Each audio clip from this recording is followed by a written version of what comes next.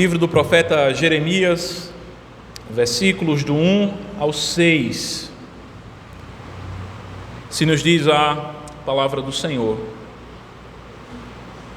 Naquele tempo, diz o Senhor, serei o Deus de todas as tribos de Israel, e elas serão o meu povo. Assim diz o Senhor: o povo que se livrou da espada logrou graça no deserto. Eu irei e darei descanso a Israel. De longe se me deixou ver o Senhor, dizendo: com amor eterno eu te amei, por isso com benignidade te atraí. Ainda te edificarei e serás edificada, ó Virgem de Israel. Ainda serás adornada com os teus adufes, sairás com o coro dos que dançam.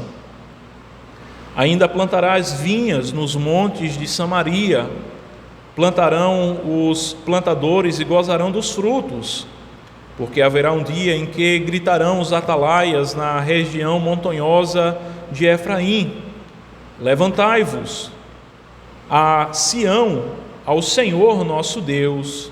Amém. Oremos ao Senhor.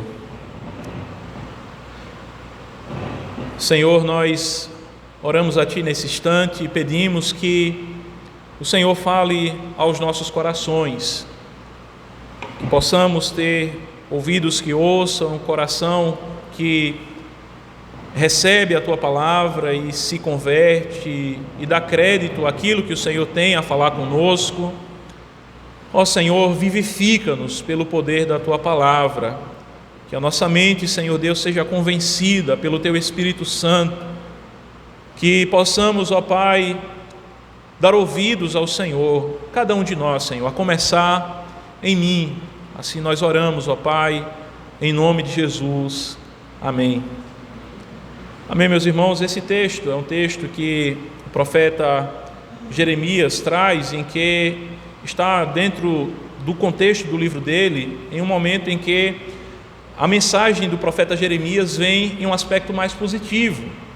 O profeta Jeremias é aquele que, a princípio, no primeiro capítulo do seu livro, ele é aquele que olha para si mesmo e ele se vê como uma criança, mas Deus diz a ele: olha, você vai, eu vou colocar a palavra nos seus lábios.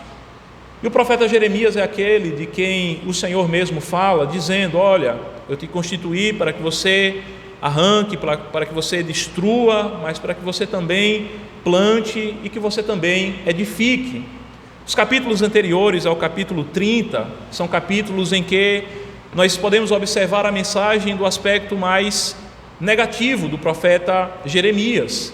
Nós vemos o profeta trazendo uma dura mensagem de juízo, uma dura mensagem para que o povo voltasse o seu coração para Deus.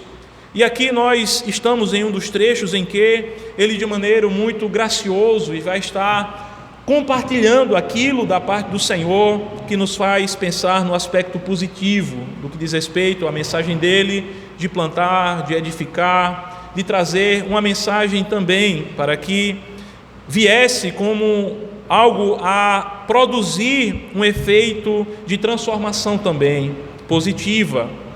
E é dito aqui no texto, começa dizendo assim, que naquele tempo, diz o Senhor, serei o Deus de todas as tribos de Israel, e elas serão meu povo. Aqui a profecia, a palavra, ela vem em um aspecto futuro.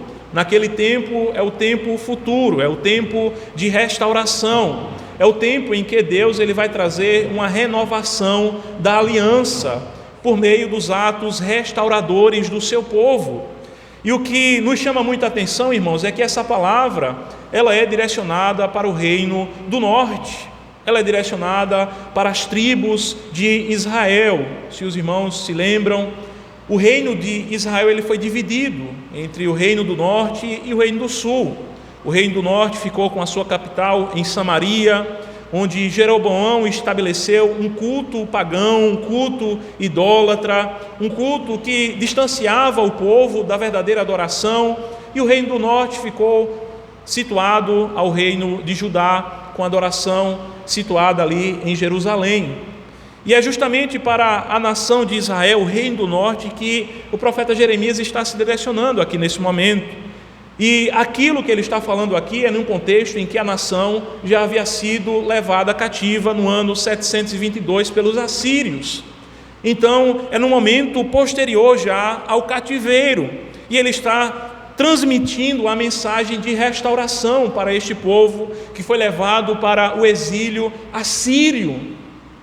E aquilo, meus irmãos, que nós podemos dizer com toda certeza e propriedade, essa profecia, ela se cumpre de maneira perfeita e gloriosa naquilo que diz respeito à vida da igreja de Cristo, aqueles que hoje são o Israel de Deus espalhado sobre a face da terra.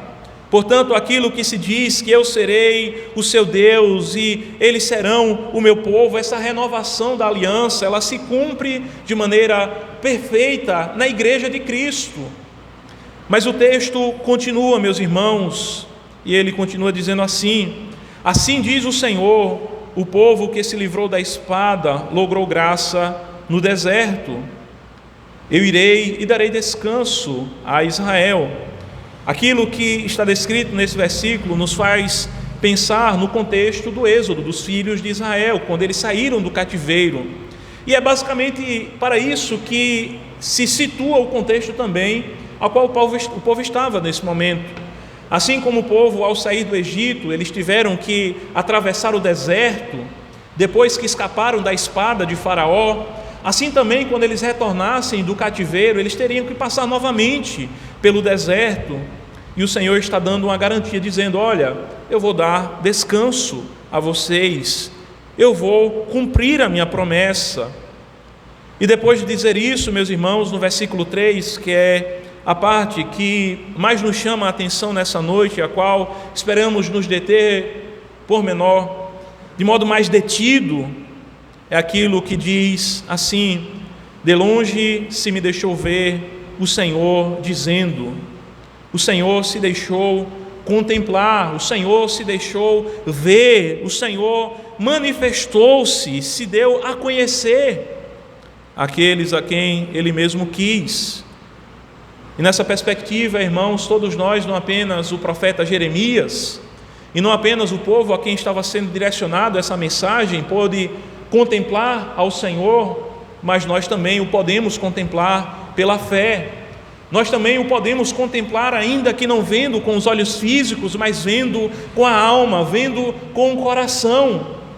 Como diz aquele autor do livro do Pequeno Príncipe, o essencial só se ver bem com o coração, o essencial é invisível aos olhos. Isso muito bem se aplica ao coração do crente. Aquilo que é essencial, nós contemplamos pela fé. Nós fazemos aquilo que está descrito na carta aos Romanos, no capítulo 11, quando diz que a fé é a certeza das coisas que se esperam, é a convicção de fatos que se não veem. Nós devemos contemplar ao Senhor, ter uma visão de Deus pela fé, uma visão que não é menos real do que os bancos em que os irmãos estão assentados, ou menos real do que esse púlpito sobre o qual eu me apoio nessa noite. Uma coisa é certa, meus irmãos: Deus, Ele é real. Ele é mais real do que todas as coisas, porque Ele é quem confere o real sentido de existência a todas as coisas. Ele é o princípio de todas as coisas. Portanto, Ele é a realidade absoluta sobre o qual nós podemos contemplar. De longe se me deixou ver o Senhor. Ele me deixou ter essa contemplação de si mesmo. Em que ambiente o Senhor me deixou ver? Naquilo que Ele expressa se dizendo assim: com amor eterno eu te amei. Isso é Deus falando. Isso é Deus dando uma visão de si mesmo para aqueles que estão olhando para Ele. Com amor eterno eu te amei, por isso com benignidade te atraí. Meus irmãos, aqui quando ele está se expressando assim, ele está trazendo à memória os termos da aliança. Ele está trazendo à memória aquele relacionamento que Deus manifestou no Monte Sinai, na entrega da lei. com manifestação de poder e de glória, se revelando ao seu povo. Lá em Deuteronômio 7, versículo 8, vai nos dar a razão primordial da aliança que Deus tem com o seu povo. E essa razão, ela está firmada não em que o povo de Deus seja um povo mais numeroso do que outros povos, não está em que sejam mais belos do que outros que estão ao seu redor, não está em que o seu caráter seja melhor, que as suas qualidades pessoais sejam melhor, que há alguma coisa intrínseca à sua natureza que mova o coração de Deus. Aquilo que faz com que a aliança seja estabelecida é o amor que Deus tem pelo seu povo, porque o Senhor te amou, ó Israel, porque Ele te amou com um amor eterno, com um amor que não é transitório, com um amor que não passa, com um amor que não é explicável, com um amor que não se pode racionalizar. É que Ele te introduziu na aliança, no pacto da graça, é que Ele passou a te chamar de meu povo, é que Ele passou a dizer: você é meu, eu te escrevi nas palmas da minha mão. É porque eu te amei com um amor eterno, com um amor que estava desde a eternidade. Um amor, meus irmãos, que nós podemos passar a fazer uma reflexão em perspectiva de regresso.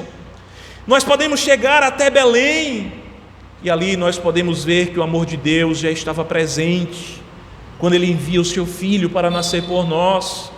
Nós podemos ir mais para trás e pensar nos primórdios da existência humana, quando o homem estava ali no jardim.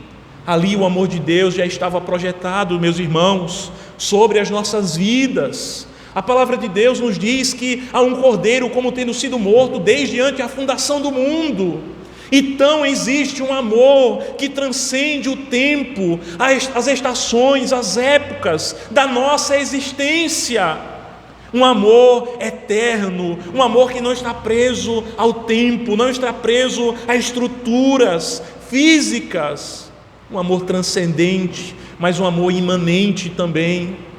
Um amor que nos contempla, um amor que nós podemos vê-lo de longe, olhando para a eternidade, mas podemos contemplar o aqui e agora, no presente, contemplar o amor de Deus, um amor que é eterno.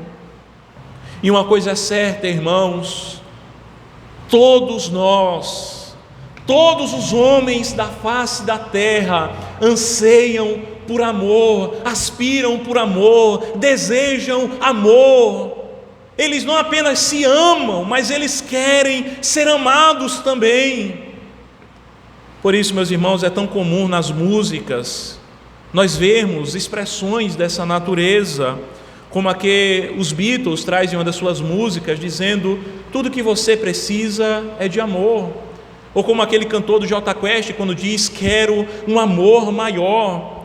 Ou como um músico chamado Steve Winwood, quando ele se expressa dizendo assim: traga-me aquele amor superior, traga-me esse amor que é de uma natureza maior, de uma natureza superior. Oh, meus irmãos, que amor tão grande é esse? É um amor que eu não posso dar, eu não posso produzi-lo. É um amor que minha mulher, meu cônjuge não pode me dar também. É um amor que filhos não podem dar. É um amor que ninguém nesse mundo pode dar, que ninguém pode comprar, que ninguém pode produzir, que ninguém pode fazer com que ele surja de si mesmo. Aquele homem, o Steve Winwood, ele continua em sua música dizendo: onde está aquele amor superior em que fico pensando? E ele diz: eu poderia iluminar a noite com a minha alma em chamas, eu poderia fazer o sol de puro desejo. Deixe-me sentir esse amor tomar conta de mim, deixe-me sentir o quão forte é esse amor. Deixe-me sentir esse amor. Oh, meus irmãos, este amor é o amor revelado no Calvário. Este amor é aquele amor a qual nós lemos em João 3,16. E quem nos dera ler com a alma para entender as palavras de João, quando ele diz que Deus amou o mundo de tal maneira que enviou seu Filho para morrer por nós. Deus amou de tal maneira. Palavras não conseguem exprimir, a imaginação não consegue tecer no fio da nossa complexidade mental quão grande é esse amor. É um amor incomparável, é um amor que nós não merecemos, é um amor que nós não compramos, é um amor que inunda a alma, que inunda a vida, que chega ao ponto de nos constranger. Como diz o apóstolo Paulo, o amor de Deus nos constrange a cada manhã. Quão grande é o amor de Deus para com Israel. Quem é este Israel a qual o Senhor se deixou ver e se expressou dizendo: com amor eterno eu te amei? É um Israel errante, é um Israel pecador, é um Israel que estava naquele momento debaixo da sua disciplina, da vara do seu castigo. Mas ele diz: com amor eterno eu te amei. Como é majestoso esse amor de Deus, que Ele tem não apenas por aqueles a quem primeiro foi direcionada essa palavra, mas Ele tem por você, meu irmão, minha irmã, um amor extraordinário. Tudo o que você precisa é amor. Então saia daqui nessa noite com essa convicção de que você é amado por Deus de modo extraordinário, que Deus te ama com um amor único, um amor exclusivo, com um amor extravagante. Nós não podemos esquecer essa mensagem. Nos púlpitos reformados, nós, com toda razão, nós nos lembramos da doutrina e das verdades sobre a natureza pecadora do homem e da nossa insignificância e de toda a nossa pobreza que há em nós mesmos. Mas nós não podemos esquecer daquilo que a palavra de Deus nos diz sobre o Deus que é amor, o Deus que nos ama, o Deus que quebra as correntes, os grilhões que nos prendem, as cadeias deste mundo, a Satanás, a carne, a tudo aquilo que prende a nossa alma e que a sufoca e que a deixa estreita. Quando Deus chega em nossa vida e esse amor entra em nossa alma, a nossa alma ela é alargada por Deus. Como diz Agostinho em suas Confissões: minha alma é estreita demais, ela vai ser alargada por ti. É o Senhor quem vai trazer cura à minha alma, é este amor quem vai me levantar. É este amor quem vai limpar as sujidades da minha alma, a podridão que há em minha mente, em meu coração, em minha carne. É este amor que venceu a morte. É este amor que venceu a justiça, que era contra nós, o escrito de dívida que constava contra nós. É o amor de Deus que faz com que as portas continuem escancaradas, para que os filhos pródigos adentrem a casa do Pai, e haja festa, e haja júbilo, e haja um banquete, e haja um renovar, e haja uma inundação transbordante de comunhão com o Pai, de relacionamento com o Pai, e haja festa e júbilo profundo. É o amor de Deus, meus irmãos, é o grande amor de Deus, que vai fazer com que nós, assim como diz aquele cantor, possamos iluminar a noite com a nossa alma em chamas, possamos iluminar este mundo em trevas com a luz gloriosa que vem do amor de Deus, que vem deste amor revelado na cruz do Calvário, deste amor que está ligado desde a eternidade àqueles a quem Deus elegeu, aqueles a quem Deus quis salvar. O amor eterno de Deus. É dito que o Senhor, com amor eterno, Ele diz: eu te amei. É Deus falando com você, meu irmão. Deus está dizendo nessa noite: com amor eterno eu te amei, com amor eterno eu te amei. Por isso, com benignidade te atraí. Graça irresistível, vocação especial, chame de o que você assim entender. Este é o amor de Deus que atrai o homem com laços de amor, com ternura. A ideia daquilo que se apresenta em relação à palavra benignidade, ela traz a ideia de arrastar sem a ajuda do objeto que está sendo puxado. Basicamente é isso que Deus faz em nossas vidas. Nós estávamos mortos em nossos delitos e pecados. Morto não vê, não fala, não anda, não se movimenta. Você pode dar um chute, um beliscão, pode cortá-lo em 1000 pedaços e ele não vai sentir nada.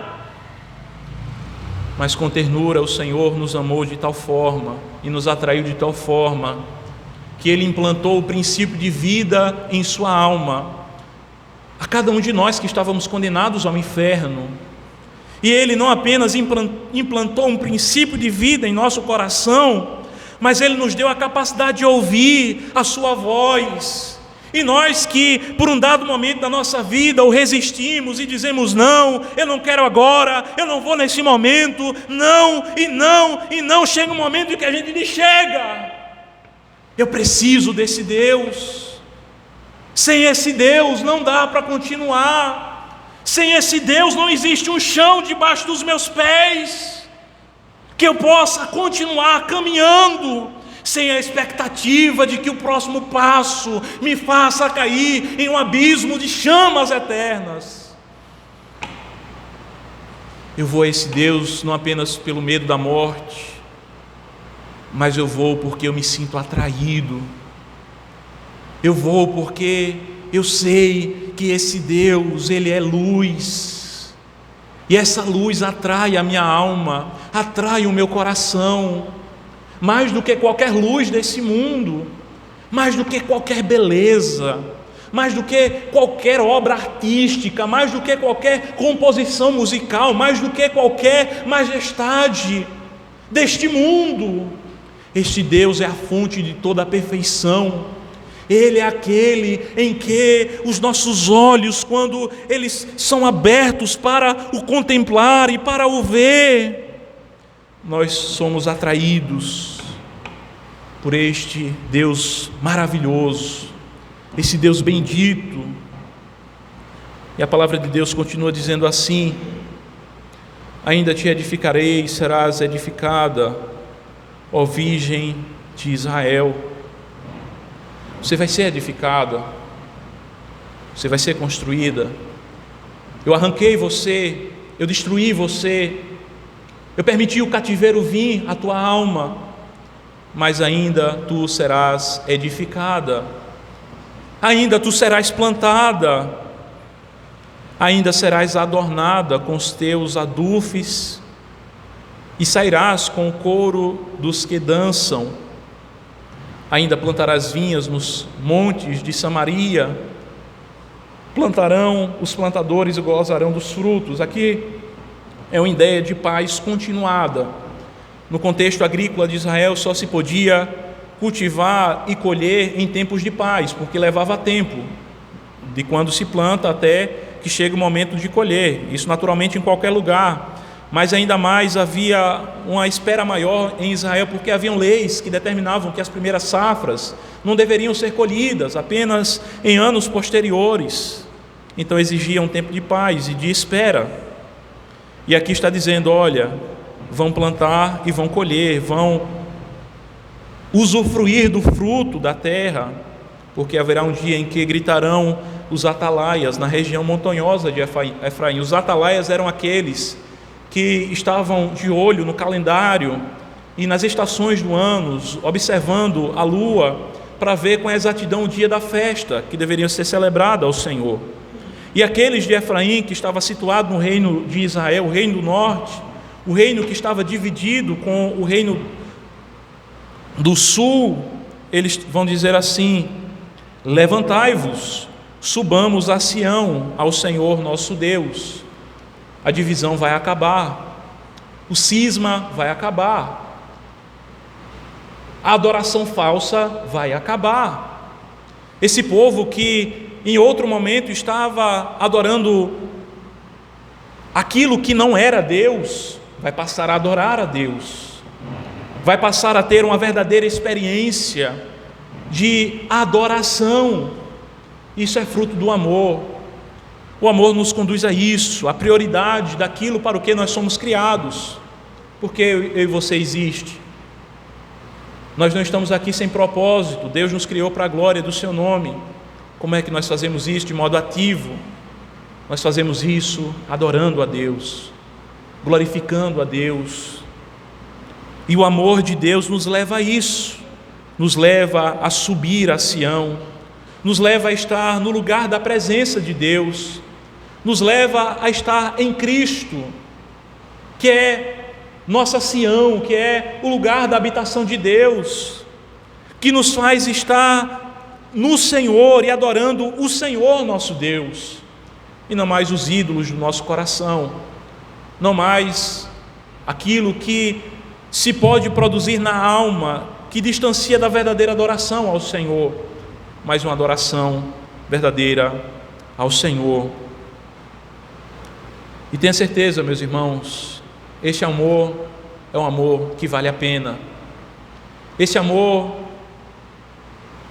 eterno, esse amor benigno, esse amor que nos faz adorar, é o verdadeiro amor que nós podemos dizer assim, que valeu a pena. Não apenas no passado, mas vale no presente e continuará valendo por toda a eternidade. Este amor vale a pena. Existem muitos amores que não valem a pena. Os amores pregados por muitos desse mundo, amor pregado por John Lennon, o amor pregado por tantos artistas, tanto de fora quanto de dentro do nosso país. Quem sabe como o grupo Legião Urbana, a gente pode até pensar, né, ou até aquele outro de tempos,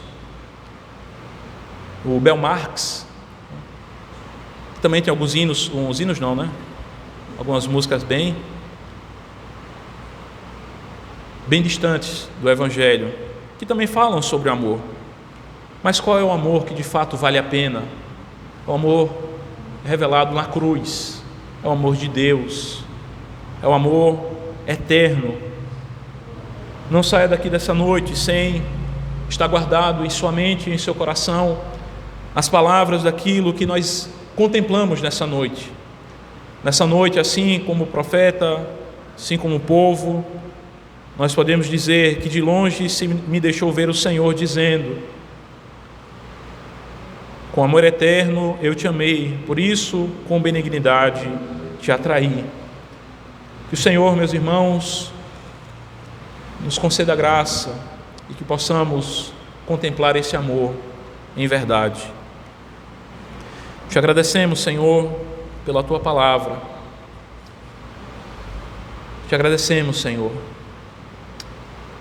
Te agradecemos pelo Teu amor. Ó Senhor, que possamos nos entregar a esse amor, o amor do Senhor que nos amou primeiro. Quebra, Senhor, toda a resistência que há em nós. Liberta-nos de nós mesmos, liberta-nos dos nossos ídolos. Liberta-nos, Senhor Deus, dos falsos amores. Liberta-nos, Senhor Deus, de tudo aquilo que não vai satisfazer a nossa alma. Ó Senhor, atrai-nos, arrasta-nos com a Tua benignidade para estarmos em Ti, no Teu amor eterno. Assim nós oramos e bendizemos a Ti, Senhor. Ó Senhor, em nome de Jesus. Amém. Meus irmãos, nesse instante estaremos seguindo para a ceia do Senhor.